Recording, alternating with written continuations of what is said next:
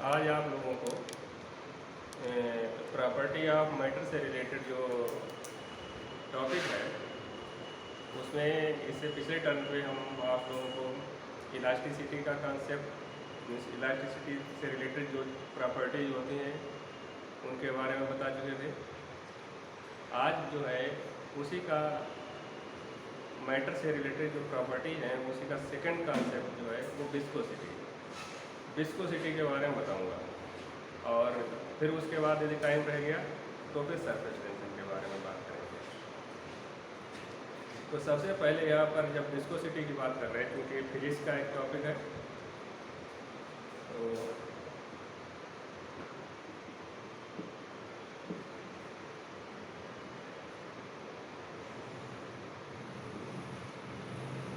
तो विस्कोसिटी से रिलेटेड जो बात करेंगे, तो विस्कोसिटी जो होता है किसी भी कैपिलरी में या किसी भी पाइप के थ्रू जब किसी लिक्विड का फ्लो होता है तो उससे रिलेटेड है। तो विस्कोसिटी की जब बात कर रहे हैं तो विस्कोसिटी में क्योंकि जो फ्लो होता है हमारे लिक्विड का वो कई तरीके से हो सकता है, तो उसकी भी डिस्कशन करेंगे, साथ में जो इसके डिफरेंट पॉइंट्स हैं उनकी स्टडी करेंगे। तो सबसे पहले जब यहाँ पर विस्कोसिटी की बात कर रहे हैं तो एक बात आती है स्ट्रीम लाइन फ्लो, और एक होता है टर्बुलेंट फ्लो। तो यहाँ पर और तीसरा होता है, यदि हम आगे बात करेंगे प्रिंसिपल ऑफ कंटिन्यूटी, उसकी स्टडी करेंगे और उससे रिलेटेड। तो सबसे पहले स्ट्रीम लाइन फ्लो क्या होता है उसके बारे में हम लोग जानेंगे। स्ट्रीम लाइन फ्लो इस तरीके से किसी लिक्विड का फ्लो होता है कि जब वो किसी कैपिलरी या किसी पाइप के थ्रू फ्लो हो तो उसमें हर मॉलिक्यूल अपने बिफोर इस तरीके से फ्लो हो कि हर मॉलिक्यूल जहाँ पर है वो अपने बिफोर, उससे पहले जो वहाँ से गुजर चुका है उसकी सभी की सभी प्रॉपर्टीज को जो है वो फॉलो करे हर कंडीशन में। मतलब जिस कंडीशन में जो जो मॉलिक्यूल जिन कंडीशंस को फॉलो करते हुए जा रहे हैं उस तरीके से वो उसको फॉलो करें। साथ ही साथ इस तरीके से यदि हम कह सकते हैं कि when A fluid flows through a tube in such a manner that each molecule of a fluid travels regularly along the same path as a preceding molecule means उससे पहले वाला जो मॉलिक्यूल जिस तरीके से फ्लो हो चुका है उस तरीके से ही वहाँ पर पहुँच के वो मॉलिक्यूल जो आने वाला है वो भी उन्हीं प्रॉपर्टीज को फॉलो करेगा। तो इस टाइप की जो हमारी मोशन होगी वो कहलाएगी स्ट्रीम लाइन मोशन, या जो लिक्विड फ्लो हो रहा होगा वो कहलाएगा, या फ्लो हो रहा होगा उसको कहेंगे स्ट्रीम लाइन फ्लो। एक चीज़ हम आपसे कहना चाह रहे हैं कि ये जो हमारा फ्लो होता है स्ट्रीम लाइन, ये कुछ कंडीशंस को फॉलो करते हुए होता है, क्योंकि यहाँ पर हमने कहा है कि एक मॉलिक्यूल जो गुजर चुका है दूसरा मॉलिक्यूल आएगा वो उसी की प्रॉपर्टीज को फॉलो करेगा। तो एक पर्टिकुलर कंडीशंस होंगी उनके थ्रू ये फ्लो हो रहा होगा, उस समय फ्लो जो होगा स्ट्रीम लाइन फ्लो होगा। इसके बाद एक होता है दूसरा फ्लो टर्बुलेंट फ्लो। इसमें क्या होता है कि टर्बुलेंट फ्लो में क्या होता है, धीरे धीरे क्या होता है कि यदि हम वेलोसिटी उस फ्लूइड की या मॉलिक्यूल्स की वेलोसिटी हम इंक्रीज कर देंगे तो एक पर्टिकुलर वेलोसिटी होगी उन मॉलिक्यूल्स की। उस मॉलिक्यूल से ऊपर जब हम वेलोसिटी मॉलिक्यूल्स की हो जाएगी तो वो जो कंडीशंस स्ट्रीम लाइन की जो फॉलो कर रहे थे उन कंडीशंस को मॉलिक्यूल्स फॉलो नहीं करेंगे, मीन्स वो जिगजैग मोशन होगा और जिगजैग मोशन करते हुए फिर वो आगे बढ़ेंगे। इसका मतलब क्या हुआ कि एक ऐसी वेलोसिटी है जिस वेलोसिटी से कम या उस वेलोसिटी तक के मॉलिक्यूल जब वो फ्लो हो रहे होंगे उस ट्यूब के थ्रू, तब तो वो स्ट्रीमलाइन फ्लो होगा। यदि उस वेलोसिटी से ऊपर वेलोसिटी हो जाएगी मॉलिक्यूल्स की तो वो स्ट्रीमलाइन फ्लो नहीं होगा। उस समय मॉलिक्यूल्स का जो मोशन होगा वो किसी भी तरफ हो सकता है। तो उस टाइप का जो मोशन होगा वो कहलाएगा turbulent flow, means zigzag motion होते हुए आगे बढ़ेंगे। तो जो वेलोसिटी, जिस वेलोसिटी तक पार्टिकल जो है स्ट्रीमलाइन मोशन को फॉलो करते हैं तो वो वेलोसिटी कहलाती है, एक नाम देते हैं यहाँ पर क्रिटिकल वेलोसिटी, मीन्स वो लिमिटिंग वेलोसिटी कहलाएगी क्रिटिकल वेलोसिटी। तो इस तरीके से हम जो है स्ट्रीमलाइन फ्लो क्या होगा, टर्बुलेंट फ्लो क्या होगा, इसकी स्टडी कर सकते हैं। इसमें यदि हम फिगर की बात करें तो प्रॉपर जो है, जैसे बाई चांस एक ट्यूब है, इसके थ्रू मॉलिक्यूल्स का फ्लो हो रहा है, डिफरेंट लेयर्स हैं।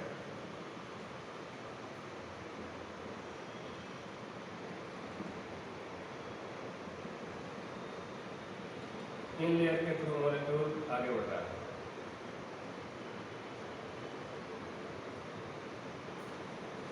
इस टाइप की जो मोशन है, इस मोशन को कहते हैं स्ट्रीमलाइन मोशन। और दूसरा जो है, इसमें क्या होता है, मॉलिक्यूल का इस तरीके से मूव कर सकते हैं, इस तरीके से मोशन करते हुए आगे बढ़ते हैं, किसी भी डायरेक्शन में मूव कर सकते हैं और आगे बढ़ते हैं। इस टाइप की जो मोशन होती है वो कहलाती है टर्बुलेंट मोशन। तो ये स्ट्रीमलाइन मोशन हो गई, जो इसको फॉलो कर रही होगी, ये टर्बुलेंट मोशन होगी। मीन्स जब एक वेलोसिटी क्रिटिकल वेलोसिटी से ज़्यादा हो जाएगी मॉलिक्यूल्स की, उस समय वो मोशन टर्बुलेंट मोशन हो जाएगा और फ्लो टर्बुलेंट फ्लो कहलाएगा। इसके बाद ये दो मोशन हो गए विस्कोसिटी के कॉन्सेप्ट को देखते हुए। तो यहाँ पर एक नया एक इसी से रिलेटेड वो है principle of continuity. Principle of continuity, principle of continuity क्या होता है? प्रिंसिपल ऑफ कंटिन्यूटी ये होता है when a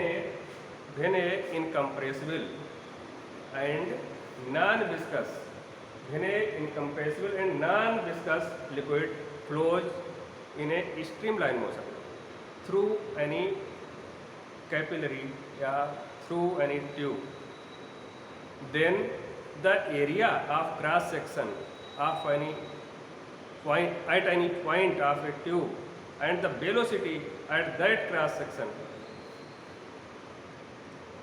का मल्टीप्लिकेशन हमेशा कांस्टेंट रहता है। मीन्स यदि किसी पाइप के थ्रू जो हमारा लिक्विड फ्लो हो रहा है वो इनकम्प्रेसिबल है, नॉन विस्कस है, तो उस कंडीशन में किसी पर्टिकुलर पोजीशन पर यदि हम देखें कि ये प्रिंसिपल ऑफ कंटिन्यूटी क्या होगा, जैसे ये फ्लो हो रहा है,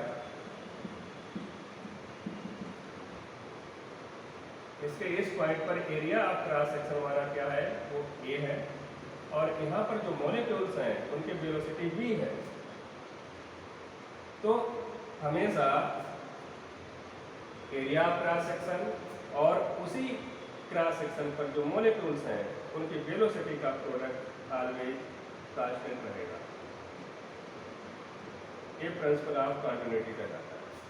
माना इसको इस तरीके से कह सकते हैं, when a incompressible and a non-viscous force liquid flows through any tube, then at any point the product of area of cross section of a tube and at that cross section velocity of a molecule always becomes a constant। सच है, जैसे यहाँ area A है, velocity इस area of cross section पर molecules के B है, तो ए dot be constant हो गया। थोड़ी देर के लिए यहाँ पर A1 एरिया है इसका, वेलोसिटी V1 है, यहाँ एरिया इसका चेंज हो जा रहा है, यहाँ एरिया इसका A2 हो गया और वेलोसिटी मॉलिक्यूल्स की कितनी हो गई, V2 हो गई। तो यहाँ क्या होगा condition, A1 V1 equal to A2 V2 और AB क्या होगा, AB कांस्टेंट हमेशा। तो इस तरीके से ये जो हमारा हर पॉइंट पर एरिया और वेलोसिटी का प्रोडक्ट कांस्टेंट रहता है। इसका मतलब ये है कि जहाँ पर एरिया ट्यूब का ज़्यादा होगा वहाँ पर मॉलिक्यूल्स की वेलोसिटी कम होगी और जहाँ पर एरिया कम होगा वहाँ पर मॉलिक्यूल्स की वेलोसिटी ज़्यादा होगी। तभी क्या होता है कि एक पाइप ऐसा हो जिसका एक तरफ एरिया ज़्यादा हो, एक तरफ एरिया कम हो, तो जिधर कम एरिया होगा उधर जो लिक्विड का इमिशन हो रहा होगा वो ज़्यादा वेलोसिटी होता होगा। तो ये प्रिंसिपल ऑफ कॉन्टिन्यूटी कहलाता है। ठीक है, ये क्लियर है। तो वो भी इसी से रिलेटेड है, ये विस्कोसिटी से। आगे हम बात करेंगे, क्योंकि हम यहाँ पर विस्कोसिटी की बात कर रहे हैं, तो एक नंबर आएगा, इसको कहते हैं रेनॉल्ड्स नंबर, रेनॉल्ड्स नंबर। तो रेनॉल्ड्स नंबर की बात करेंगे क्योंकि यहाँ पर विस्कोसिटी की बात कर रहे हैं। तो यहाँ पर जो रेनॉल्ड्स नंबर है, इससे हम पता कर सकते हैं कि कोई भी हमारा लिक्विड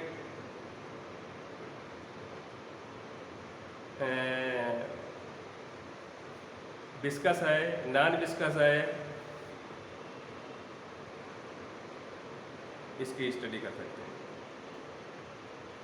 तो हम यहाँ पर जब रेनॉल्ड्स नंबर की बात करेंगे तो रेनॉल्ड्स नंबर होता क्या है, ये किन किन बातों पर डिपेंड करता है, इसकी स्टडी करेंगे। तो रेनॉल्ड्स नंबर ये तो क्लियर है कि ये विस्कोसिटी से रिलेटेड है। तो इसका मतलब जो हमारा लिक्विड फ्लो हो रहा होगा उसका एक पर्टिकुलर डेंसिटी होगी और जिस के थ्रू फ्लो हो रहा होगा, जिस ट्यूब के थ्रू फ्लो हो रहा होगा उसकी एक पर्टिकुलर रेडियस भी होगी। साथ ही साथ जब हम विस्कोसिटी की बात कर रहे हैं तो एक कोफिशिएंट ऑफ विस्कोसिटी भी होता है जिसको ईटा से शो करते हैं, तो उसका भी कॉन्सेप्ट आएगा। तो यहाँ पर यदि हम रेनॉल्ड्स नंबर की बात करें तो रेनॉल्ड्स नंबर क्या होता है, यदि माना जिस लिक्विड की बात कर रहे हैं, जो लिक्विड फ्लो हो रहा है ट्यूब के थ्रू, उस लिक्विड की डेंसिटी हमारी माना रो हो, डेंसिटी रो हो, और जिस ट्यूब के थ्रू फ्लो हो रहा हो उसकी रेडियस आर हो और कोफिशिएंट ऑफ विस्कोसिटी ईटा हो, तो हमारा जो रेनॉल्ड्स नंबर होगा वो एक फार्मूला है, एक रिलेशन है, उसके थ्रू दिया जा सकता है। वो हम किस तरीके से देंगे, उससे हम क्या निकालेंगे, उससे हम एक क्रिटिकल वेलोसिटी की वैल्यू निकाल सकते हैं। वो क्या होता है, k eta upon rho R, k eta upon rho R. एक BC क्या है, एक क्रिटिकल वेलोसिटी है। ईटा क्या है, एक कोफिशिएंट ऑफ विस्कोसिटी है। रो क्या है, डेंसिटी ऑफ लिक्विड, आर क्या है, radius of A capillary tube या ट्यूब, के क्या है, इसी को रेनॉल्ड्स नंबर कहते हैं। के इज कॉल्ड, के is a Reynolds number.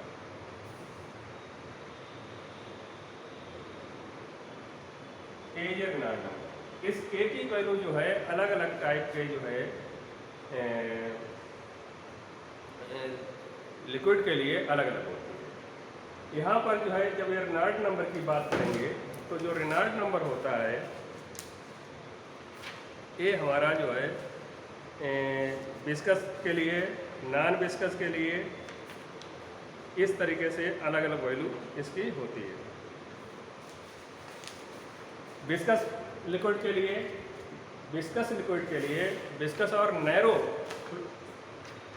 Liquid flow of tube के लिए इसकी वैल्यू 1000 होती है।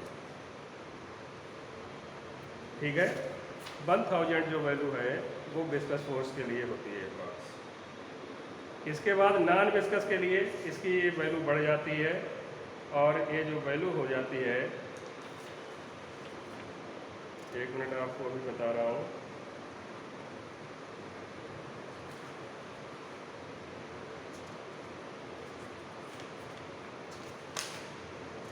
चलिए इसके बारे में मैं आगे आपको बताऊंगा। ठीक है।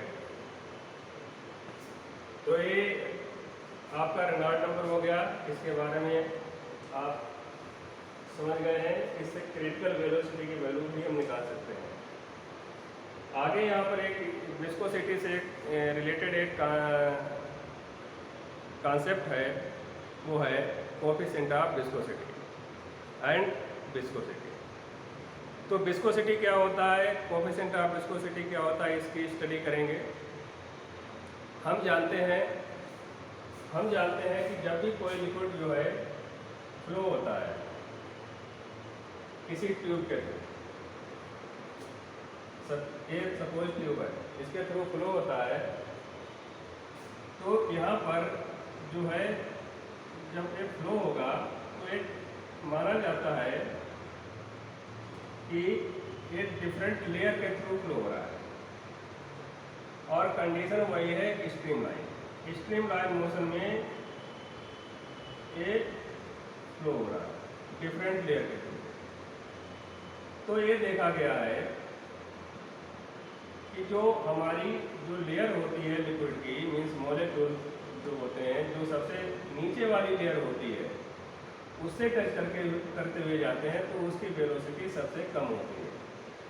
जैसे जैसे हम ऊपर की तरफ जाते हैं वैसे वैसे मॉलिक्यूल्स की वेलोसिटी इंक्रीज होती जाती है, डिस्टेंस के साथ उसकी वेलोसिटी इंक्रीज होती जाती है। तो जब डिस्टेंस के साथ वेलोसिटी इंक्रीज होती जाती है, तो माना ये डिफरेंट लेयर्स हैं, इनमें से कोई एक दो लेयर ले, एक लेयर ये है और एक लेयर के इसकी डिस्टेंस यहाँ पर जो रेस्ट वाली पोजीशन है वहाँ से डिस्टेंस कितनी है, इसकी x है, और इसकी जो नेक्स्ट लेयर है उसकी डिस्टेंस इसी से कितनी है, x प्लस dx। अब चूंकि वेलोसिटी इंक्रीज हो रही, तो ए लेयर है इसकी वेलोसिटी माना dx है, और इससे जस्ट ऊपर वाली लेयर है उसकी क्या है, dx प्लस dx। क्योंकि ऊपर की तरफ वेलोसिटी लेयर्स की इंक्रीज हो रही है, तो ये देखा गया है कि यहाँ पर एक चीज हम ये भी कह सकते हैं कि ऊपर वाली जो लेयर है उसकी वेलोसिटी ज़्यादा है, इसका मतलब एक्सीलरेशन ज़्यादा है। ठीक है, वेलोसिटी ज़्यादा है तो एक्सीलरेशन ऊपर वाली लेयर का बढ़ रहा है, या मॉलिक्यूल्स का एक्सीलरेशन बट नीचे वाले से की लेयर से ज़्यादा है। दूसरे तरीके से हम ये भी कह सकते हैं कि ये जो नीचे वाली लेयर है जिसकी वेलोसिटी dx है, इन जनरल हम बात कर रहे हैं, वो दूसरे वाली जो वेलोसिटी है dx प्लस dvx, उस पर अपोजिट डायरेक्शन में, या हम कह सकते हैं थोड़ी देर के लिए ऊपर वाली जो लेयर है वो नीचे वाली लेयर पर अपोजिट डायरेक्शन में फोर्स लगा रही है, तभी तो उसकी वेलोसिटी कुछ कम हो गई, ये भी कह सकते हैं। इसका मतलब रिटार्डेशन फोर्स अपोजिट डायरेक्शन में लग रहा है। यही क्रम जो है हर लेयर में चालू रहता है, नीचे से ऊपर तक। मीन्स ऊपर वाली का जो है वेलोसिटी ज़्यादा है, नीचे वाली की कम है, तो इसका मतलब क्या है, नीचे वाला लेयर है उस पर जो है अपोजिट डायरेक्शन में फोर्स लग रहा है, तो उसको रिटार्डेशन फोर्स कहते हैं। या यहाँ पर जो रिटार्डेशन फोर्स कहते हैं, क्योंकि यदि माना ये रिटार्डेशन फोर्स F हो, ये लेयर आपको एक स्ट्रेट लाइन के फॉर्म में दिखाई दे रही है, ये स्ट्रेट लाइन के फॉर्म में ना होकर एक पर्टिकुलर एरिया भी होगा, तो यहाँ पर ये जो फोर्स F अपोजिट डायरेक्शन में लग रहा है, तो यहाँ पर एक आ गया है फोर्स F लग रहा हो, तो ये F किन बातों पर डिपेंड करता है, वो कॉन्सेप्ट हम लोगों का आएगा। साथ ही साथ यहाँ पर कोएफिशिएंट ऑफ विस्कोसिटी का भी वैल्यू आएगी। तो ये देखा गया है कि फोर्स F लग रहा हो दोनों लेयर के बीच में, तो ये फोर्स F किस पर डिपेंड करता है, area of cross section of layers.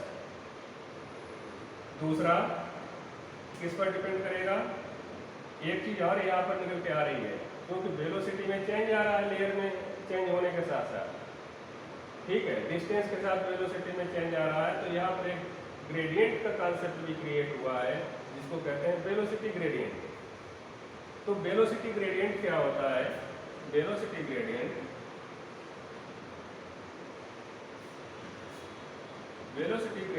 Equal to होता है rate change of velocity with change of velocity with distance means dv by dx, change of velocity with distance. तो यहाँ पर ये देखा गया कि फोर्स लग रहा है लेयर्स के बीच में, एरिया ऑफ क्रॉस सेक्शन के डायरेक्टली प्रोपोर्शनल होता है, साथ ही साथ फोर्स वेलोसिटी ग्रेडियंट के भी डायरेक्टली प्रोपोर्शनल होता है। तो जब इन दोनों को मिला देते हैं तो फोर्स F क्या होता है, A dv by dx, F directly proportional to A dv by dx। यहाँ पर प्रोपोर्शनलिटी घटता है तो एक यहाँ पर एक कांस्टेंट आ जाता है जिसको कहते हैं F equal to beta A dv by dx। और एक माइनस साइन यहाँ पर और आता है, माइनस साइन ये शो करता है कि जो लगने वाला फोर्स है वो उसकी जो डायरेक्शन है वो अपोजिट है, अपोजिट डायरेक्शन में जो ये फोर्स लग रहा है। तो F equal to minus eta A dv by dx। ये जो ईटा है, इसी ईटा को हम कहते हैं coefficient of viscosity, coefficient of viscosity. और ये जो फोर्स है, इस फोर्स को कहते हैं विस्कस फोर्स, जो लग रहा है उसमें फोर्स लेयर्स के बीच में। तो इस तरीके से हम किन्हीं भी लेयर्स के बीच में लगने वाला फोर्स की वैल्यू निकाल सकते हैं। कोफिशिएंट ऑफ विस्कोसिटी है उसकी वैल्यू निकाल सकते हैं यदि हमको एरिया और वेलोसिटी ग्रेडियंट की वैल्यू पता है। यहाँ पर जब हम इसकी बात कर लिए हैं कि विस्कोसिटी, इसके बाद एक बात आती है, क्योंकि यहाँ पर जो फ्लो हो रहा है लिक्विड का ट्यूब के थ्रू हो रहा है, तो एक कॉन्सेप्ट और आता है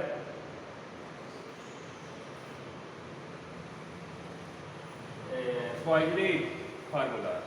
एक पॉइजली हुए हैं, उन्होंने अपना एक फार्मूला दिया था कि वो भी फ्लो से रिलेटेड था। उसमें क्या होता है, वेलोसिटी निकालते हैं, साथ ही साथ जो किसी ट्यूब के थ्रू लिक्विड फ्लो हो रहा है उसका जो वॉल्यूम है, वॉल्यूम भी आप निकाल सकते हैं। तो बहुत अच्छा फार्मूला है। उस पॉइजली के फार्मूले से हम ये पता कर सकते हैं कि कोई भी लेयर है, कोई भी जो लेयर है उस लेयर की वेलोसिटी क्या होगी किसी समय, वो निकाल सकते हैं। क्योंकि फार्मूला यदि हम ड्राइव करेंगे उसमें बहुत टाइम लगेगा, तो हम इसका कॉन्सेप्ट आपको हम बताएंगे। तो जो पॉइजली हुए हैं, पॉइजली ने ये बताया था कि जब किसी कैपिलरी ट्यूब के थ्रू या ट्यूब के थ्रू लिक्विड का फ्लो हो रहा है तो वेलोसिटी कैसे निकालते हैं। तो एक वेलोसिटी जब हम निकालेंगे तो उसके लिए यहाँ पर एक पॉइजली ने जो हमारी ट्यूब कंसीडर की थी उसमें जो लिक्विड फ्लो हो रहा है, जो लिक्विड फ्लो हो रहा है तो उसकी कुछ कंडीशंस होती हैं। हर लिक्विड के लिए एक वेलोसिटी हम नहीं निकाल पाएंगे, कुछ कंडीशंस होंगी। उन कंडीशंस को यदि वो हमारी ट्यूब में जो लिक्विड फ्लो हो रहा है उसको फॉलो कर रहा है तो निकाल पाएंगे। तो इनमें जो कंडीशंस हैं वो कंडीशंस इसमें जो है उसमें जो पहली कंडीशन है वो है जो हमारा लिक्विड है वो स्टडी फॉर्म में फ्लो होना चाहिए। The liquid is steady. The liquid is steady means that is there is no acceleration of liquid at any point. मतलब जो जिस वेलोसिटी से जिस कंडीशन से लिक्विड फ्लो हो रहा है वो वहाँ पर उसी कंडीशन में उसी वेलोसिटी से फ्लो होगा। इसका मतलब एक्सीलरेशन 0 होना चाहिए। ये पहली कंडीशन है। दूसरी कंडीशन क्या है? दूसरी कंडीशन है the pressure over any section. Tube के किसी भी सेक्शन में यदि हम प्रेशर की बात करें तो वो कैसा लगेगा? The pressure over any section at right angle to the axis of the tube is constant.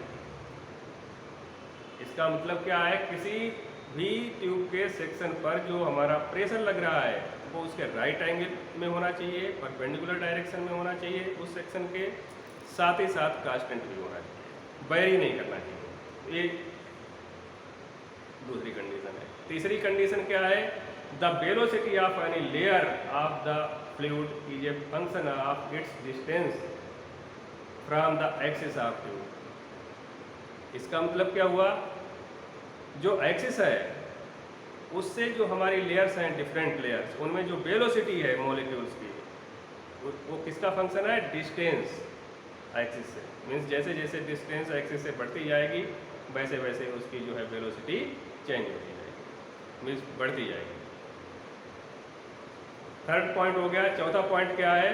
The flow is streamline and parallel to the axis of tube. Fourth point क्या है? हमारा जो फ्लो होना चाहिए लिक्विड का वो streamline flow होना चाहिए। स्ट्रीमलाइन फ्लो का मतलब एक मॉलिक्यूल यदि किसी जगह पर है, उसकी जगह पर दूसरा मॉलिक्यूल आएगा तो वो उन्हीं कंडीशंस को फॉलो करेगा जो उससे पहले वाला कर रहा था। तो फ्लो जो लिक्विड का है वो स्ट्रीमलाइन फ्लो होना चाहिए। तो स्ट्रीमलाइन फ्लो की ये कंडीशन है फोर्थ। फिफ्थ कंडीशन क्या है? The liquid in contact with the walls of the tube is at rest. जो वॉल्स हैं ट्यूब की, वहाँ पर जो लिक्विड है जो कांटेक्ट में है उससे रिलेटेड जो लेयर है वो रेस्ट में होगी, मीन्स उसकी वेलोसिटी जीरो होगी।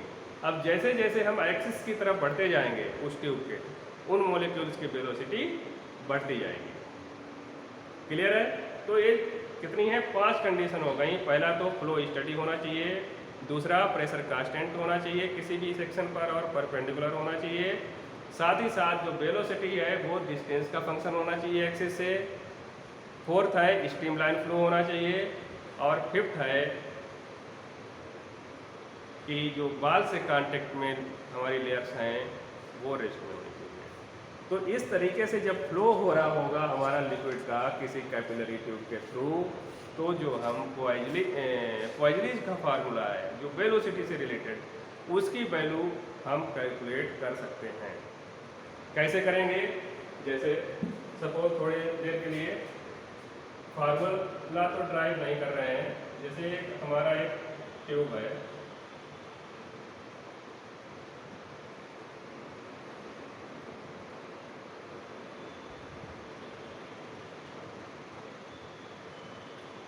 इसका एक्सिस है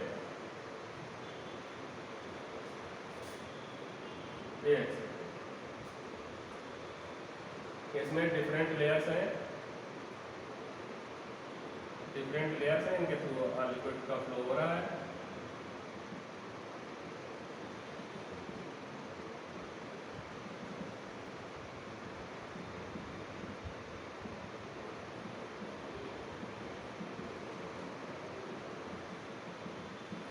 इसकी जो बाल्स हैं, बाल्स में से ये वाली यहाँ पर जो लिक्विड है जो कांटेक्ट में है इसकी उसकी लेयर की वेलोसिटी जीरो होगी। जैसे जैसे हम एक्सिस की तरफ बढ़ते जाएंगे, ये एक्सिस है, एक्सिस ऑफ ए ट्यूब,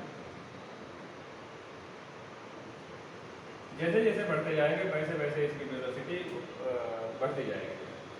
अब यहाँ पर इन जनरल हमने एक लेयर कंसीडर की है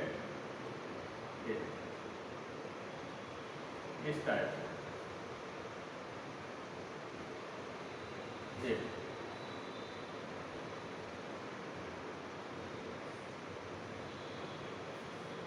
इस टाइप से है।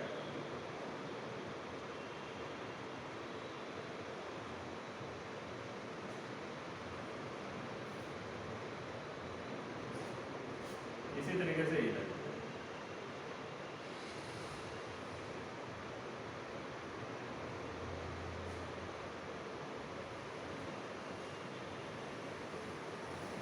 इस ट्यूब की लेंथ एल है, इसकी रेडियस कितनी है? Small R. जो हमने यहाँ पर एक कंसीडर की है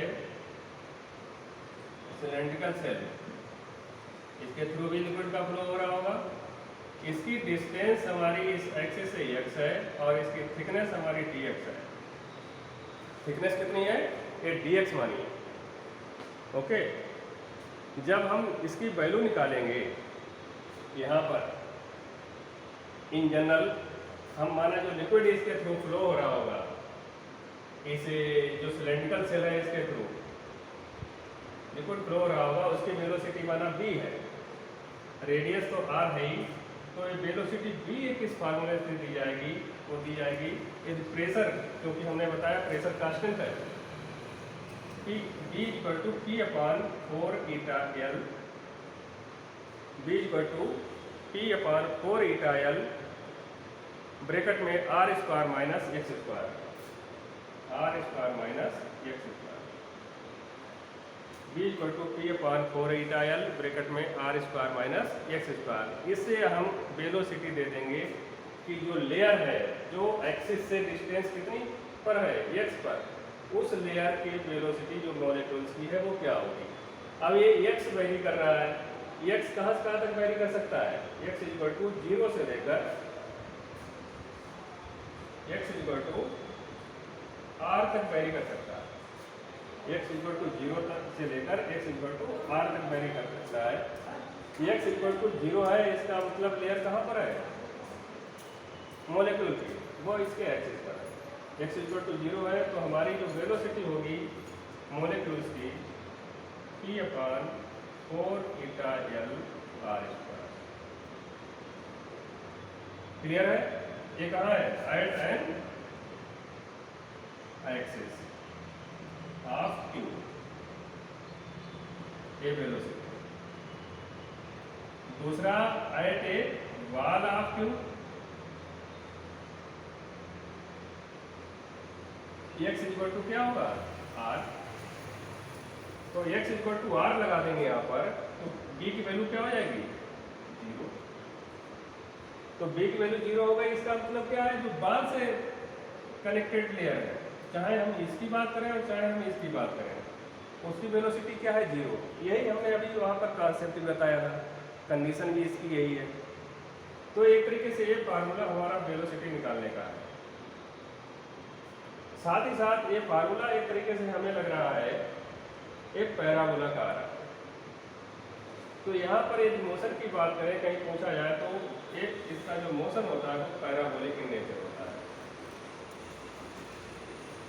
y square equal to 4x type का आ रहा है।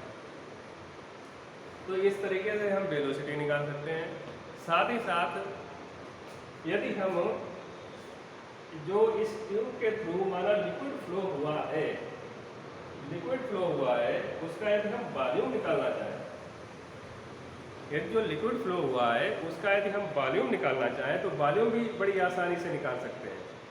वॉल्यूम कैसे निकाल सकते हैं, सपोज हमने यही थोड़ी देर के लिए क्या कर रहे हैं, जो हमने सेक्शन लिया है x डिस्टेंस पर एक्सिस से और dx मोटाई का सिलेंड्रिकल जो सेल ली है, इसके थ्रू फ्लो होने वाला यदि हमें वॉल्यूम पता हो, फिर हम क्या कर देंगे, इस टाइप की सिलेंड्रिकल सेल कहाँ से कहाँ तक बन सकती है, एक्सिस से लेकर इसके सरफेस तक, बॉल्स तक हम इंटीग्रेट कर देंगे। कहाँ से कहाँ तक, 0 से लेकर r तक, स्मॉल r तक। फिर होल वॉल्यूम उसके थ्रू फ्लो होने वाला, इसमें जो जितना भी वॉल्यूम होगा उस वॉल्यूम की वैल्यू निकल आएगी। तो वॉल्यूम की वैल्यू भी आप बड़ी आसानी से निकाल सकते हो, जो लिक्विड उसके थ्रू जा रहा है। कैसे निकालेंगे, माना थोड़ी देर के लिए जो हमने सिलेंड्रिकल सेल कंसीडर की है उसकी जो रेडियस है वो x है, और साथ ही साथ जो है उसकी थिकनेस कितनी है, dx है। रेडियस कितनी है, x है, और थिकनेस कितनी है, dx है। तो इसी सिलेंड्रिकल सेल से फ्लो होने वाला यदि माना वॉल्यूम dB हो, तो dB वॉल्यूम कैसे निकालेंगे, तो dB क्या होगा, इसका वॉल्यूम, इसके थ्रू कितना फ्लो हो रहा होगा, 1 सेकेंड में, 1 सेकेंड में फ्लो होने वाला लिक्विड का वॉल्यूम कितना होगा। यदि हम ये निकालना चाहें तो कैसे निकालेंगे, तो क्या होता है, वॉल्यूम हम जानते हैं, हम क्या होता है सिलेंड्रिकल सेल का, area of shell into height, area of shell into क्या होगा, हाइट। तो एरिया ऑफ सेल थोड़ी देर के लिए बात किया जाए, एरिया ऑफ सेल क्या होगा, जब ये x है तो ये भी तो x होगा, ये भी x है, और जब इसकी थिकनेस dx है तो ये भी तो dx होगी। तो area of cylindrical shell equal to क्या है, 2 पाई x। और dx, 2 pi x into dx, ये एरिया ऑफ सिलेंड्रिकल सेल हो गया। दूसरा, क्योंकि हमें वॉल्यूम निकालना है 1 सेकेंड में फ्लो होने वाला इसके थ्रू, तो वॉल्यूम क्या होगा, एरिया ऑफ सेल,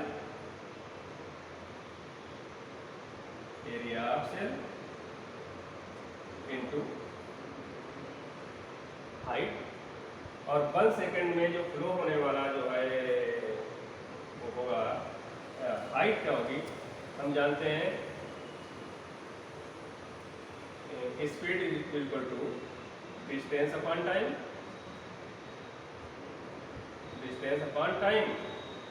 अब t इक्वल टू 1 सेकेंड हो जाए तो डिस्टेंस इक्वल टू क्या होगा, स्पीड, तो उतने टाइम में कितना जो है डिस्टेंस तय करेगा, वो स्पीड के इक्विवेलेंट होगी। तो स्पीड ऑफ लिक्विड, तो ये क्या हो गया, area of shell 2 pi x dx into speed of liquid क्या होगा v, और ये अपोजिट, यहाँ पर एक साइन क्या है, माइनस का, माइनस साइन ये शो कर रहा है कि ये इसको अपोज कर रहा है, बस इसका अलावा कोई इसका मतलब नहीं है। हम जानते हैं यहाँ से क्या आया, 2 pi x dx into b, और b अभी हम जानते हैं b क्या होता है, t upon 4 eta l bracket में r square minus x square, इसकी वैल्यू यहाँ आपको कर देंगे b की जगह पर p upon 4 eta l r square minus x square, ये dv की वैल्यू, इस सिलेंड्रिकल सेल के थ्रू फ्लो होने वाला लिक्विड का वॉल्यूम।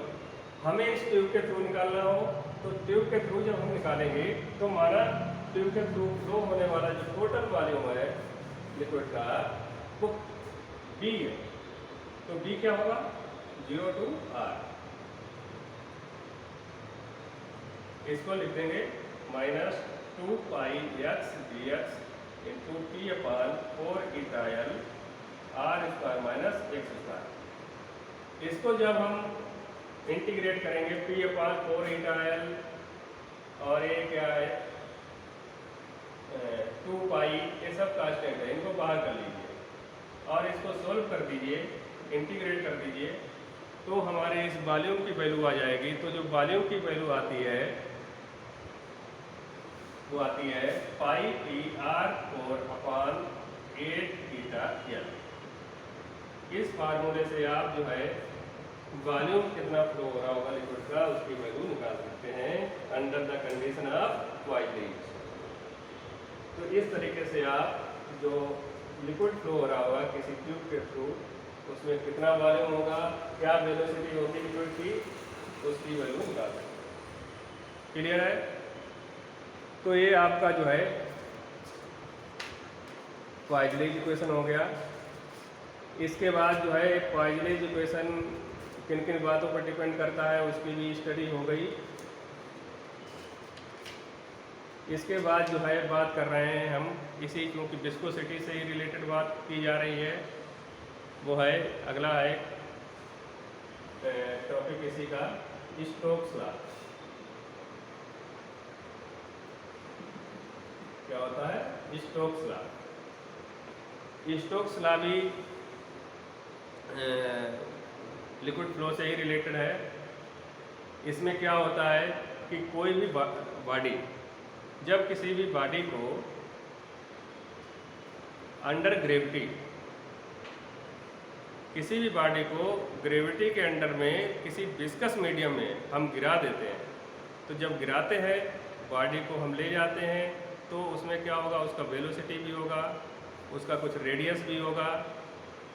तो जब गिराते हैं उस विस्कस लिक्विड में, तो वो हमारा जो लिक्विड है वो भी उस बॉडी पर कुछ ना कुछ फोर्स इम्प्लीमेंट करता है। तो जो फोर्स इम्प्लीमेंट करता है, इससे रिलेटेड जो आइडिया दिया था वो दिया था स्टोक्स ने। तो उन्होंने अपने ही नाम के अकॉर्डिंग जो है अपना एक फार्मूला दिया और कहा स्टोक्स लॉ। तो इसमें जब किसी भी हम बॉडी को अंडर ग्रेविटी हम विस्कस मीडियम में जब हम गिराते हैं तो अपोजिट डायरेक्शन में जो फोर्स लगता है, यदि माना वो फोर्स एफ हो तो ये जो फोर्स एफ है वो स्टोक्स ने कहा था कि किन किन बातों पर निर्भर करता है। वो निर्भर करता है कि जो मीडियम है उसकी कोफिशिएंट ऑफ विस्कोसिटी क्या है, साथ ही साथ हमारा जो है रेडियस क्या है बॉडी की, जो हमने उसको उस विस्कस मीडियम में गिराया अंडर ग्रेविटी, उसकी रेडियस क्या है उस पर भी डिपेंड करता है। साथ ही साथ जो हमारा जो वेलोसिटी है बॉडी की उस पर भी डिपेंड करता है। इसका मतलब क्या है, यदि माना जो बॉडी अंडर ग्रेविटी डाउनवर्ड गिर रही है विस्कस मीडियम में, उसकी रेडियस r हो, वेलोसिटी v हो और कोफिशिएंट ऑफ विस्कोसिटी थीटा हो और लगने वाला जो फोर्स है वो F हो, तो जो F है वो डायरेक्टली प्रोपोर्शनल होता है theta r v। Means theta के भी डायरेक्टली प्रोपोर्शनल होगा, r के भी डायरेक्टली प्रोपोर्शनल होगा और वेलोसिटी के भी डायरेक्टली। समझ पा रहे हैं? मीन्स यदि वेलोसिटी ज़्यादा है तो फोर्स भी अपोजिट डायरेक्शन में लगने वाला ज़्यादा होगा, रेडियस ज़्यादा है तो भी ज़्यादा होगा, और यदि हमारा विस्कोसिटी ज़्यादा है, ज़्यादा विस्कोसिटी है कम विस्कोसिटी है, वो इस बात पर डिपेंड करता है कि उसका लिक्विडनेस कितनी ज़्यादा है। मीन्स मॉलिक्यूल कितना क्लोज है, कितना दूर दूर है। यदि मॉलिक्यूल नज़दीक होंगे तो विस्कोसिटी कोफिशिएंट ऑफ विस्कोसिटी ज़्यादा होगा।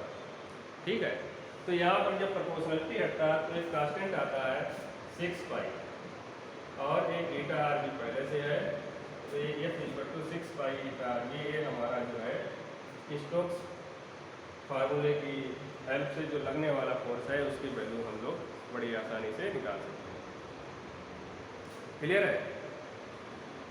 एक कॉन्सेप्ट यहाँ पर ये आता है कि जब यहाँ पर बॉडी हम विस्कस मीडियम में ले जाते हैं, मीन्स गिराते हैं, तो कुछ ना कुछ वेलोसिटी होगी। इसके बाद क्या होता है कि धीरे धीरे उसकी वेलोसिटी, फोर्स क्योंकि बढ़ रहा है अपोजिट डायरेक्शन में लगने वाला, तो धीरे धीरे उसकी वेलोसिटी भी उसी हिसाब से एक क्रिटिकल वेलोसिटी की कंडीशन को एक लिमिट पर लाके आ जाएगी। उसके बाद वो एक कांस्टेंट वेलोसिटी से मूव कर रही होगी। तो एक वेलोसिटी जो वो कांस्टेंट जो वेलोसिटी होगी जो अटेन करेगी बॉडी एक पर्टिकुलर टाइम पे, उस क्रिटिकल वेलोसिटी, उस वेलोसिटी को कहते हैं, एक नाम देते हैं टर्मिनल वेलोसिटी। उस वेलोसिटी को क्या नाम दिया जाता है? उस वेलोसिटी को नाम दिया जाता है टर्मिनल वेलोसिटी। और फिर वो उस वेलोसिटी से वो एक कांस्टेंट वेलोसिटी से मूव करता है, उसमें एक्सीलरेशन उसका 0 होता है। तो उस टर्मिनल वेलोसिटी की वैल्यू आप यदि निकालना चाहो तो टर्मिनल वेलोसिटी की वैल्यू भी निकाल सकते हो, और साथ ही साथ वो किस बात पर डिपेंड करती है उस पर भी निकाल सकते हो। तो टर्मिनल वेलोसिटी भी कभी कभी आप लोगों के उसमें आती है, क्या होती है। तो टर्मिनल वेलोसिटी कैसे निकालेंगे, क्योंकि हम जानते हैं यहाँ पर जब किसी भी बॉडी को हम विस्कस मीडियम में अंडर ग्रेविटी डाउनवर्ड हम ले जाएंगे तो एक स्टोक्स लॉ की हेल्प से तो ये फोर्स अपोजिट डायरेक्शन में लगेगा ही, साथ ही साथ कुछ फोर्स और लगते हैं। कुछ फोर्स और कौन से लगते हैं? क्योंकि उसका वेट W है। एक बॉयंसी फोर्स भी आप लोगों ने सुना होगा, बॉयंसी फोर्स का भी कॉन्सेप्ट यहाँ पर आएगा। ठीक है, तो ये तो विस्कस फोर्स हो गया। साथ ही साथ जब हमने बॉडी को नीचे की तरफ गिराया तो उसकी एक तो क्या होगा, उसका स्वयं में वेट होगा। यदि डेंसिटी, भाई कोई बॉडी है उसकी स्वयं में एक डेंसिटी तो होगी, माना डेंसिटी होगी, रेडियस भी होगी, तो डेंसिटी और रेडियस होगी तो उसका स्वयं का अपना एक वेट भी होगा। वेट होगा, समझ पा रहे हैं? तो यदि हम वेट की वैल्यू निकालना चाहें, वो जो वेट होगा वही तो अपने बराबर जो है लिक्विड को हटाएगा। बताइए, उस लिक्विड को हटाएगा। साथ ही साथ जो लिक्विड है उस पर भी अपोजिट डायरेक्शन में एक क्या लगाएगा, फोर्स लगाएगा। तो वो किसके इक्विवेलेंट होगा, उसके वेट, हटाए हुए वेट के इक्विवेलेंट होगा। तो वो कैसे निकालेंगे, वो हम लोग जो है निकाल रहे हैं एक फार्मूले से, उसको आप देखिए। और वो फिर एट लास्ट, क्योंकि हम जानते हैं फिर वो कंटिन्यूसली बिना एक्सीलरेशन के मूव करता है, तो फिर वो इस फोर्स के इक्विवेलेंट हो जाएगा, इस फोर्स के इक्विवेलेंट हो जाएगा, और उससे हमारा फार्मूला आ जाएगा टर्मिनल वेलोसिटी का। तो हमारा जो बॉडी हमारी उसमें लिक्विड में ले जा रहे हैं, उसकी डेंसिटी कितनी है, रो है, और रेडियस कितनी है, आर है। तो उस बॉडी का वेट यदि हम निकालना चाहें तो वेट क्या होगा, वेट W=mg होता है। Weight of a body, weight of a body equal to mass of a body, और मास क्या होता है, volume into density. Volume of a body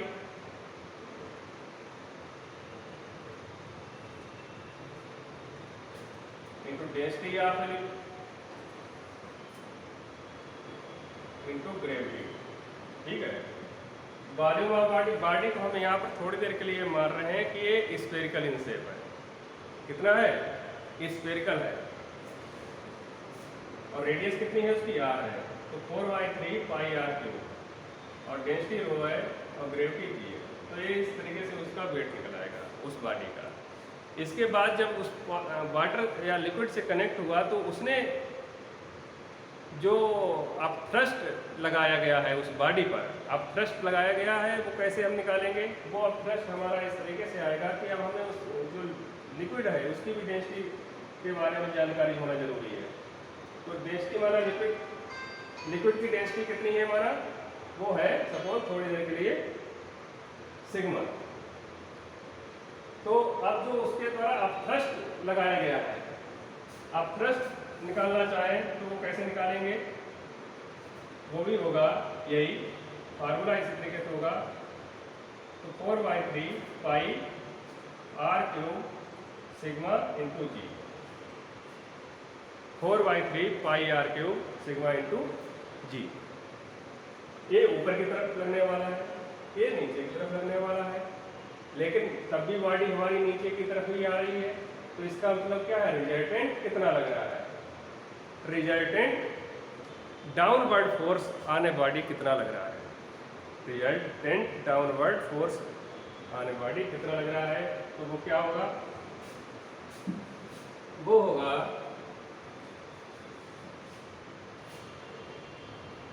4/3 pi r cube rho g minus 4/3 pi r cube sigma ji.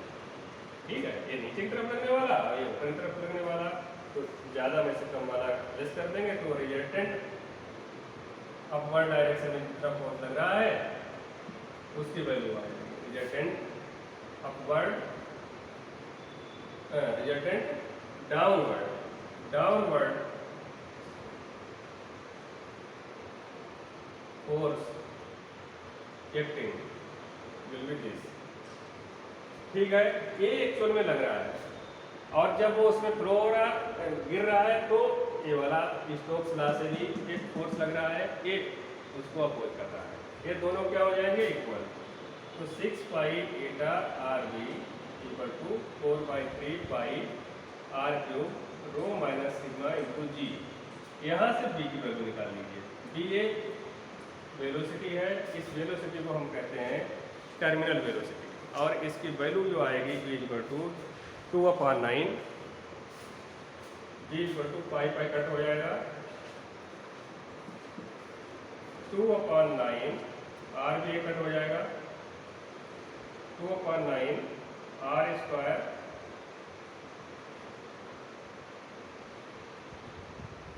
Row minus sigma into G upon 3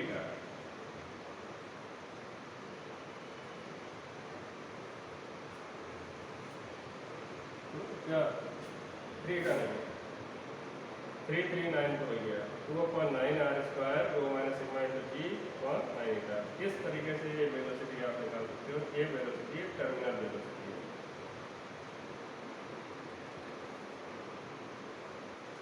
इस तरीके से आप इसकी value निकाल सकते हैं। तो हमारा ये स्टोक्स ला से रिलेटेड जो हमारा एक कॉन्सेप्ट है टर्मिनल वेलोसिटी का, उसकी वैल्यू हम कैलकुलेट बड़ी आसानी से कर सकते हैं। इसके बाद जो है यदि हम बात करें, ये तो कॉन्सेप्ट हो गए विस्कोसिटी से रिलेटेड जो चीज़ हम लोगों को स्टडी करनी है। इसके बाद यदि हम बात करें कि टेम्परेचर का क्या इफेक्ट पड़ता है, इफेक्ट, या थोड़ी देर के लिए बात करें प्रेशर का क्या इफेक्ट पड़ता है विस्कोसिटी पर, समझ पा रहे हैं? तो यहाँ पर अलग अलग कंडीशन है। तो इन जनरल जब हम बात करेंगे, तो इन जनरल जब बात की जाए तो ये होता है the viscosity of liquid in general increases with increase in the pressure. समझ पा रहे हैं? इन जनरली जो है विस्कोसिटी ऑफ लिक्विड्स क्या है, इंक्रीज होती है प्रेशर इंक्रीज करने पे। क्यों?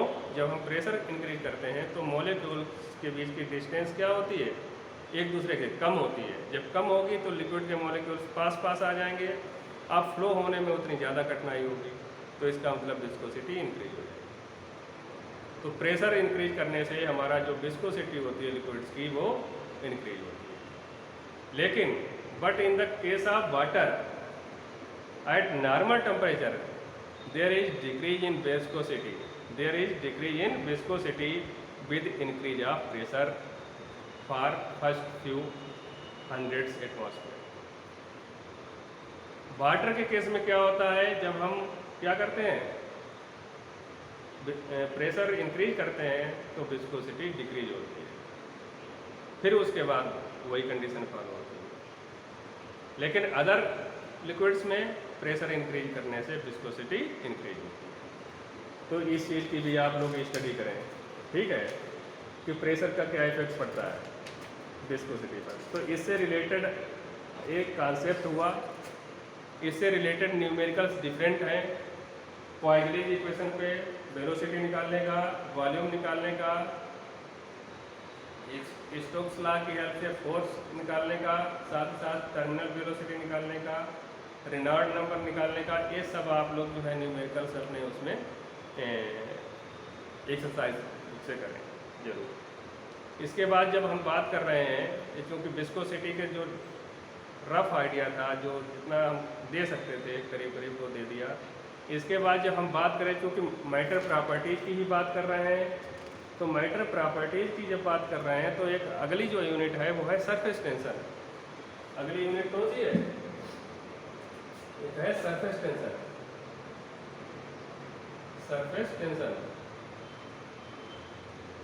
सरफेस टेंशन की भी हम आगे अभी स्टडी कर सकते हैं। तो सरफेस टेंशन क्या होता है, सरफेस टेंशन के बारे में हम पूरा स्टडी करेंगे, डिटेल स्टडी है इसमें, लेकिन कुछ हम आइडिया आपको लोगों को दे रहे हैं, क्योंकि हम जानते हैं कि सरफेस टेंशन नाम से ही निकल के आ रहा है, सरफेस में टेंशन। तो हर कोई जो है हमारे पास लिक्विड होता है उसकी एक ऊपर की लेयर तो होगी, मीन्स ऊपर का सरफेस तो होगा, और उस सरफेस में मॉलिक्यूल्स भी होंगे। तो जब मॉलिक्यूल्स होंगे तो उन मॉलिक्यूल्स के बीच में क्या होता है, एक फोर्स लगता है। फोर्स तो हर जगह पे लगता है, लेकिन वो एक लेयर ऐसी है उसके आगे मॉलिक्यूल ही नहीं है, तो उस लेयर के जो मॉलिक्यूल होंगे उनमें भी एक जो फोर्स लग रहा होगा वो लेयर पर में लगने वाले फोर्स को शो करेगा। तो जो ऊपर वाली लेयर होती है उसमें मॉलिक्यूल होते हैं, उन मॉलिक्यूल्स के बीच में एक फोर्स लगता है। उसकी वजह से क्योंकि वो लेयर बन चुकी होती है, मेम्ब्रेन थोड़ा इमेजिनेशन मेम्ब्रेन टाइप की होती है, तो उस पे एक टेंशन क्रिएट होता है फोर्स लगने की वजह से। तो वही हमारा कहलाता है सरफेस टेंशन, ठीक है। तो सरफेस टेंशन की वैल्यू कैसे निकालेंगे, सरफेस टेंशन होता क्या है, ये सब डिटेल और साथ ही साथ जब सरफेस टेंशन की हम बात कर रहे हैं तो सरफेस पे जो मॉलिक्यूल है वो तो एक पर्टिकुलर टेम्परेचर पर वो एक कांस्टेंट पोजीशन में होंगे। अब उनको हमें हैप्जार्ड पोजीशन में लाना है तो मेम्ब्रेन को हमें तोड़ना पड़ेगा एक तरीके से। तो मेम्ब्रेन को हम जब तोड़ेंगे तो इसका मतलब क्या है, कुछ ना कुछ तो एनर्जी हम देंगे, कुछ ना कुछ तो एनर्जी देंगे, तो वो एनर्जी कहाँ जाएगी, वो मेम्ब्रेन में भी जाएगी एक तरीके से। तो एक तरीके से हम उसकी एनर्जी की भी कैलकुलेशन कर सकते हैं। तो एनर्जी ऑफ मेम्ब्रेन क्या होगी, एनर्जी ऑफ सरफेस टेंशन क्या होगा, उसकी वैल्यू भी निकाल सकते हैं बड़ी आसानी से। इन चीज़ों की स्टडी करेंगे। साथ ही साथ हम देखेंगे कि आगे कैपिलरी डिफरेंट होती हैं, उसमें डिफरेंट टाइप के जब लिक्विड उसमें फिल होंगे तो उनका जो सरफेस होगा उसमें तो हो सकता है कॉनकेव होता हो और कुछ में हो सकता है कॉन्वेक्स भी होता हो, तो इनकी भी स्टडी कर सकते हैं। साथ ही साथ जो है हम आगे स्टडी करेंगे, हमारे पास हमारा सोप बबल है, सोप बबल है तो उसके अंदर प्रेशर कितना होगा, किस किस बात पे डिपेंड करेगा, उनकी स्टडी करेंगे।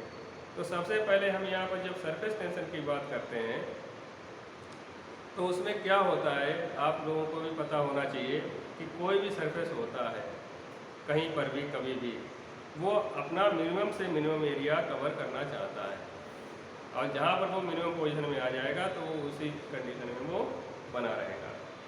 ठीक है, तो उस समय जो उसकी लेयर पे जो टेंशन होगी उसको हम कहेंगे सरफेस, या सरफेस पे जो टेंशन होगी उसको कहेंगे सरफेस टेंशन। क्लियर है? तो सरफेस टेंशन क्या होता है इन जनरल, यदि हम बात करें, यदि माना कोई हमारे पास लेयर है, जैसे कि ये लिक्विड है, इसकी ये आउटवर्ड लेयर है, ये कोई एक इमेजिनरी लाइन ड्रा की, इसमें डिफरेंट मॉलिक्यूल्स हैं। ठीक है, इन मॉलिक्यूल्स के बीच में एक फोर्स जरूर लगा होगा, अट्रैक्शन फोर्स। तो ये इमेजिनरी लाइन के परपेंडिकुलर, और इसकी लेंथ कितनी है, माना L, तो इसके परपेंडिकुलर डायरेक्शन में इधर ये फोर्स लग रहा है, माना ये फोर्स लग रहा है, ये सब लग रहा है इस तरीके से। क्लियर? परपेंडिकुलर। तो जो ये फोर्स लग रहा होगा ये यूनिफॉर्मली होगा, यूनिफॉर्मली एक ईयर लेंथ की जो हमारी इमेजिनरी लाइन है उस पर लगने वाला फोर्स है टोटल। तो यदि हम सरफेस टेंशन की बात करें तो surface tension means unit length पर कितना जो है, यूनिट लेंथ पर कितना जो है हमारा फोर्स लग रहा है, यूनिट लेंथ पर लगने वाला नॉर्मल फोर्स ही सरफेस टेंशन होगा। मीन्स L लेंथ पर लगने वाला फोर्स है कैपिटल F, इसलिए यूनिट लेंथ पर लगने वाला फोर्स क्या होगा, F/L, और यही होता है सरफेस टेंशन, इसलिए इसको लिखते हैं T से। तो T इक्वल टू लिखा जाएगा F/L। अब L इंक्रीज होगी तो आपका क्या होगा, T की वैल्यू इंक्रीज होगी। ओवरऑल हम इस तरीके से सरफेस टेंशन की वैल्यू निकाल सकते हैं कि किसी जगह पर निकालना हो तो वहाँ पर उसका जो है रेशियो फोर्स और इमेजिनरी लाइन का होता है। यूनिट तो जानते ही आप लोग। इसके बाद जो है इन चीज़ों की डिटेल स्टडी आप करना। इसके बाद जब हम बात करते हैं सरफेस एनर्जी की और सरफेस टेंशन की, हमने अभी आप लोगों को बताया था कि जो मॉलिक्यूल होते हैं इसके सरफेस पर उनके इक्विलिब्रियम पोजीशन में तो रेस्ट में होंगे, लेकिन उनको यदि हमें उस पोजीशन में चेंज करना है, मीन्स हमें लेयर में चेंज करना है, लेयर को ब्रेक करना है, तो उसके लिए एक एनर्जी की रिक्वायरमेंट होती है, उसको कहते हैं सरफेस एनर्जी। तो सरफेस एनर्जी और सरफेस टेंशन में भी एक रिलेशन होता है। तो जो वो रिलेशन होता है, क्योंकि हम ज़्यादा ना जाके, यदि माना एरिया उस लेयर का A हो, टेंशन T हो, टेंशन T हो और एनर्जी वर्क W हो, तो W T और A में रिलेशन क्या होता है, तो W इक्वल टू होता है T A, W equal to T। इस तरीके से यदि हमें एरिया और टेंशन के बारे में वैल्यू पता है तो सरफेस एनर्जी की वैल्यू हम कैलकुलेट कर सकते हैं। क्लियर है? तो इस तरीके से हम लोग जो है सरफेस एनर्जी की वैल्यू कैलकुलेट करेंगे। इसके बाद यदि हम प्रेशर डिफरेंस की बात करें, two sides of the curve, कैसे, जैसे कि हमारा बबल है, सोप बबल, तो सोप बबल के इनसाइड एक प्रेशर होगा, आउटवर्ड डायरेक्शन में दूसरा प्रेशर होता है। तो यहाँ पर क्या होता है, प्रेशर डिफरेंस होता है एक तरीके से दो लेयर के बीच में। दो लेयर के बीच में प्रेशर डिफरेंस की बात करें और साथ ही साथ जब हम ये सोप बबल की बात करते हैं तो इसका जो सरफेस होता है वो कैसा होता है, कर्व सरफेस होता है। तो कर्व सरफेस के दोनों तरफ प्रेशर डिफरेंस की वैल्यू यदि हमें निकालना हो तो हम वो कैसे निकालेंगे, वो एक तरीके से जो फार्मूला है वो उसी तरीके से आएगा जैसे कि सोप बबल है। सोप बबल में भी उसके इनसाइड प्रेशर कुछ होता है, उसके आउटवर्ड डायरेक्शन में प्रेशर दूसरा होता है। तो सोप के अंदर जो है यदि हमें प्रेशर निकालना हो तो प्रेशर निकालने का तरीका क्या होता है, क्योंकि हम फार्मूला ड्राइव करने में नहीं जा रहे हैं, सीधे हम फार्मूला यहाँ राइट डाउन कर रहे हैं।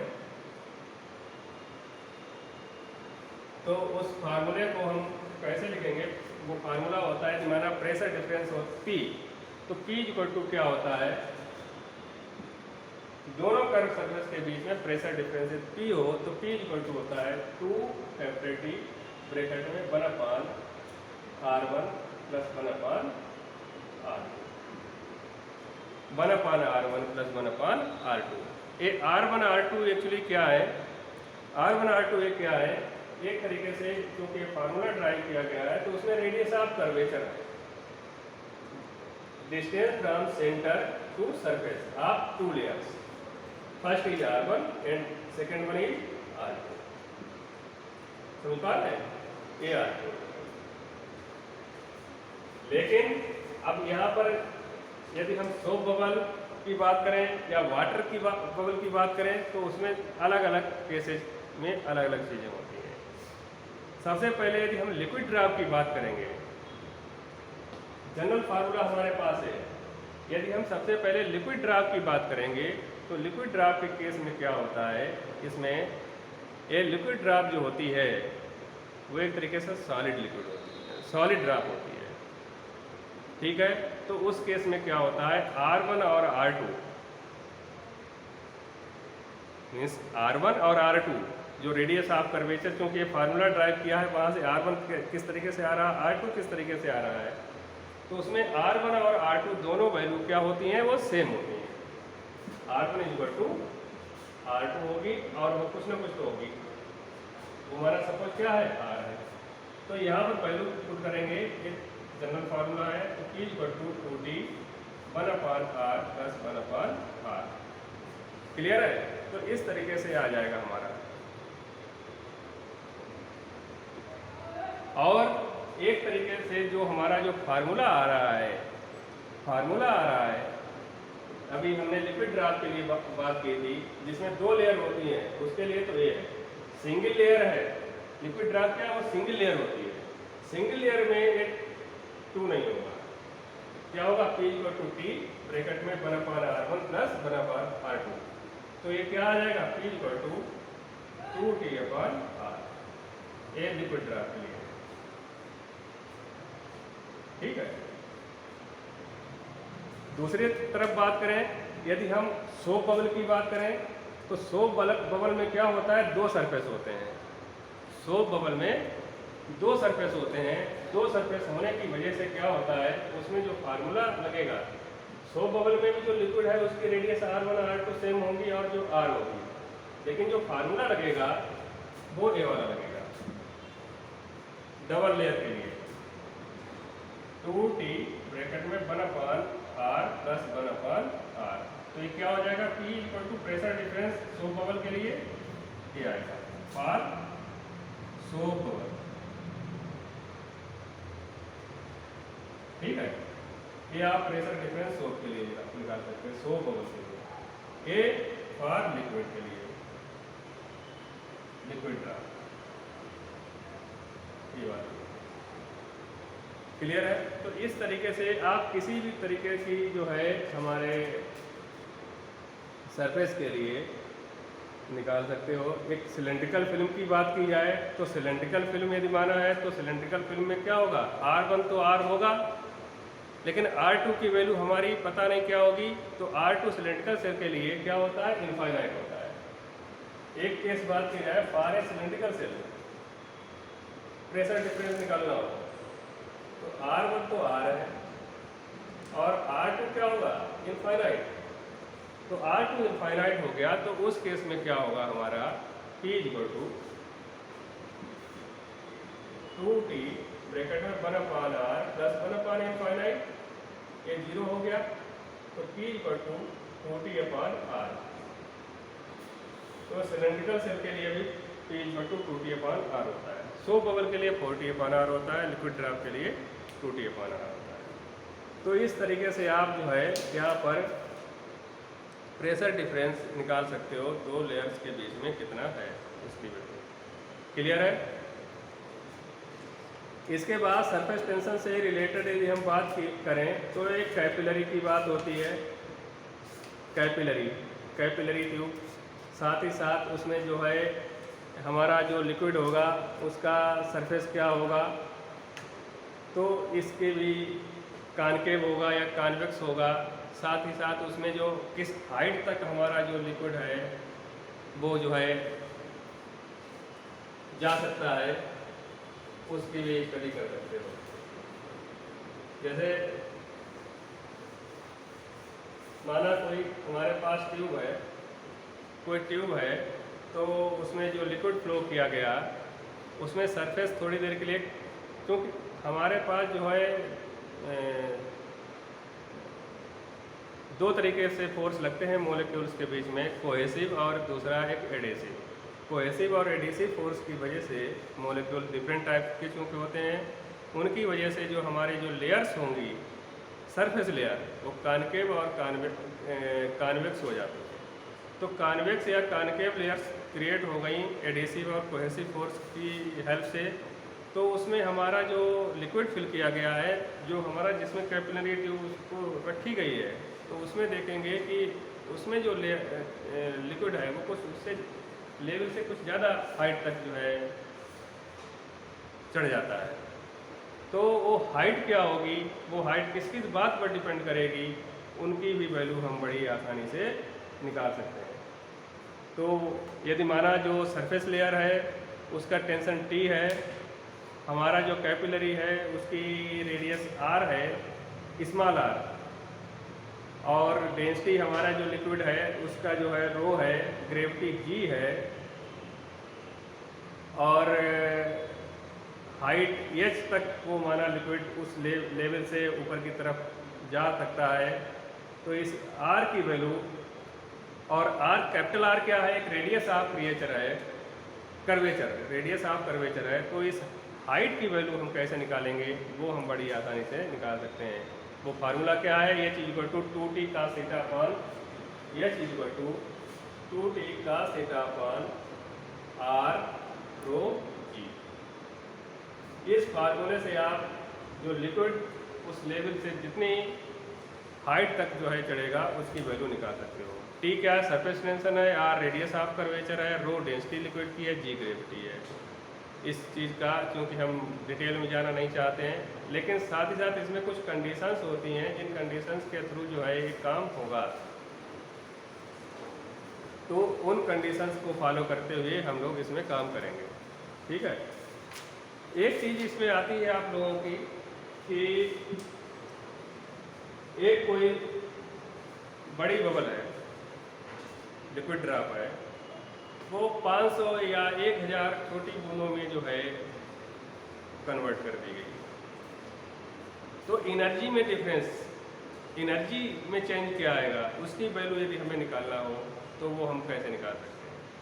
तो यहाँ पर क्या करेंगे, वही फार्मूला एनर्जी निकालने का, W इक्वल टू क्या होता है, TA। W equal to TA, T की वैल्यू पता होगी, A की वैल्यू निकालनी है। A का मतलब change in area, change in area. जब चेंज इन एरिया निकालेंगे तो एरिया पहले का 1000 लिक्विड्स का, वो पहले बड़ी लिक्विड का, और जो 1000 लिक्विड हैं उनका एरिया, उन दोनों का डिफरेंस निकालेंगे, और उन डिफरेंस निकालने से हमारा डेट A आ जाएगा। A की वैल्यू हम यहाँ पर कर देंगे, हमारे जो है जो एनर्जी है उसकी वैल्यू निकालेंगे। तो इस तरीके से ये बहुत फार्म क्वेश्चंस आते हैं, इनको आप लोग जरूर करें। ठीक है।